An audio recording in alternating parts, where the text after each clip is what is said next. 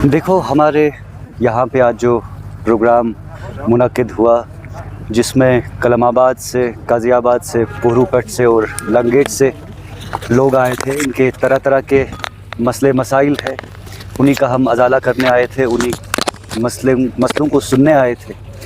और जबकि इन सब का एक बहुत अहम मामला है, जो ये माइनिंग का मसला है।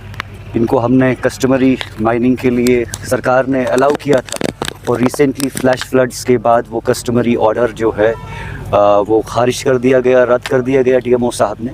और अब की इनकी ये डिमांड है कि इनको 1.5 महीने से बेचारों ने वहाँ पे काम नहीं किया है, जबकि 6000 चूल्हे इस नाले पे मुश्तमिल है और करीबन 35,000 फैमिलीज़ जो है सोल्स इस नाले से अपना रिज़्क जो है कमाती है। वो लोग बहुत, देखिए यहाँ पे जितने भी क्रशर्स हैं वो सारे इलीगली चल रहे हैं। उन क्रशर्स की वजह से यहाँ पे हमें इकोलॉजिकल इम्बैलेंस हुआ है, नॉइज़ पोल्यूशन है, एयर पोल्यूशन है, वाटरबॉर्न डिजीज़ आप देखिए कितने हैं। वो यहाँ पे नाले में बिल्डोज़र लगाते हैं, जेसीबीज़ लगाते हैं, जिनकी वजह से वाटर लेवल बहुत डाउन चली जाती है और हमारे खेतों में, हमारे बागों में पानी नहीं चला जाता है, और जिसकी वजह से यहाँ का जो हॉर्टिकल्चर है, एग्रीकल्चर है, बहुत सफ़र करता है। यहाँ के आम लोग बहुत सफ़र करते हैं, उनको पीने के लिए पानी नहीं फिर मिलता है।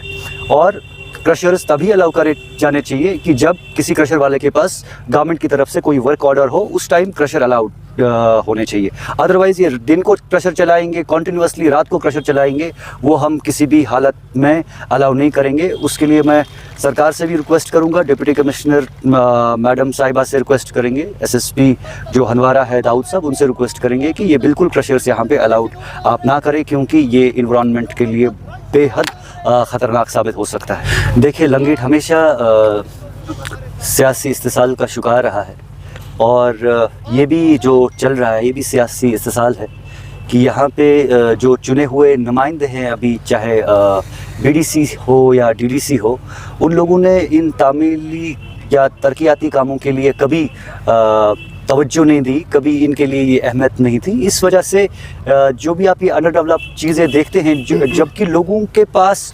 जबकि लोगों ने उनको मैंडेट दिया था ये काम करने के लिए। आप देखिए लोगों के मैंडेट के साथ किस तरीके से खिलवाड़ हो रहा है। बट हमेशा हमारी कोशिश रही कि नहीं, मतलब जितना भी हमसे हो सका हमने हमेशा यहाँ के लोगों के लिए काम किया, यहाँ की तामील तरक्की के लिए काम किया, यहाँ के डेवलपमेंट के लिए काम किया, पब्लिक वेलफेयर के लिए काम किया। बट जब भी कोई ऐसा कभी मौके हमें देखने को मिले कि जब भी पब्लिक वेलफेयर का काम हमने करना चाहा, ये सारे लोग जितने भी यहाँ ये रिवायती सियासतदान हैं, हमेशा इन्होंने बाधाएं डालने की कोशिश करी। बट अब लोग समझ चुके हैं, लोगों ने इनको अभी करारा जवाब दिया पार्लिमानी चुनाव में, और मुझे लगता है कि आगे भी लोगों को काफ़ी सारी चीज़ें समझ आ चुकी हैं, और ऐसी ही चीज़ें आपकी। इंजीनियर रशीद, आपको लगता है कि आपने ये भी दोहराया कि वो शायद लोगों का गलत फैसला था, तो उस वाले से आपकी क्या कहना होगा? देखिए, हमने ये कभी नहीं कहा कि ये लोगों का गलत फैसला था। हमने ये कहा कि लोगों का जो फैसला था उनके साथ इंसाफ होना चाहिए, क्योंकि रशीद साहब हमेशा रायशुमारी बोलते थे। अब जब रशीद साहब जेल से वापस आएंगे, हमें देखना ये है कि रशीद साहब फिर से रायशुमारी मांगेंगे या नहीं। अगर रशीद साहब ने रायशुमारी नहीं मांगी, दैट मीन्स कि उसने दिल्ली के साथ समझौता किया है, लोगों के इज्जत आबरू के साथ सौदा किया है, खिलवाड़ किया है, इनके वोट के साथ नाइंसाफ़ी की है। ये देखने वाली चीज़ है। जमात है कि जिन्होंने हमेशा जो उनकी हिस्ट्री रही है, they were always threat to national security and national integrity। Jamaat Islami ने हमेशा अपने ही जो उनके एक साथी थे उस टाइम, जिनने कश्मीर में तहरीक स्टार्ट करी, मकबूल भट्ट साहब, उनकी आइडियोलॉजी के ख़िलाफ़ उन्होंने हमेशा अपने मोर्चे खोले। और ये वही जमात इस्लामी है जिन्होंने 40 साल कहा कि यहाँ के लोगों को बाइकआउट करो। ये वही जमात इस्लामी है जिन्होंने 1990 में कश्मीरी पंडित जब यहाँ से निकले, उन्होंने कश्मीरी पंडित्स को रिलीजियस अप्रूवल दिया उस चीज़ का कि इनको यहाँ से निकालो। तो आज 40 साल के बाद जमात इस्लामी अचानक से ये कहे कि हम लोग चुनाव लड़ेंगे। जो कल तक नेशनल सिक्योरिटी और सॉवरेनिटी को लेके थ्रेट थे, आज वो रातों रात सगे कैसे हो गए हमारे।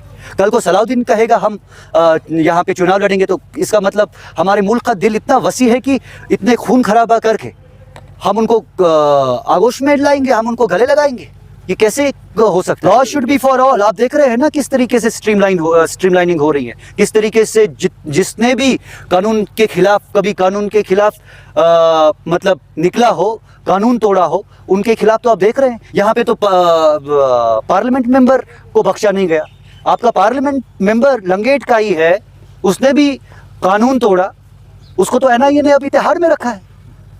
तो जब पार्लियामेंट मेंबर को नहीं बख्शा गया, आपको लगता है कि इन बाबुओं को बख्शा जाएगा जो एक्स मिलिटेंट थे या जिनने लोगों के साथ यहाँ पे नाइंसाफी की है, खूनरेजी की है, जिन्हें रिश्वत खाया? किसी को नहीं बख्शा जाएगा ऐसे शरपसंद अनासर। जुनेद साहब, जमात इस्लामी अगर चाहते हैं कि वो मेन स्ट्रीम में आए तो उसमें क्या दिक्कत हो सकती है? मेरा सवाल यही है ना, कल को अगर सलाउद्दीन भी कहेगा मैं मेन स्ट्रीम में आ जाऊंगा, तो that means will your conscience allow that you will let Salahuddin to contest elections? What is difference between Salahuddin and Jamaat Islami? They were hand in glove with Hizbul Mujahideen and Jaish-e-Mohammed. So the people who were hand in glove with Hizbul Mujahideen and Jaish-e-Mohammed, will this country allow them to be a part of democratic process? Never in this earth. कभी भी नहीं, ये सवाल ही नहीं, हम होने नहीं देंगे ये।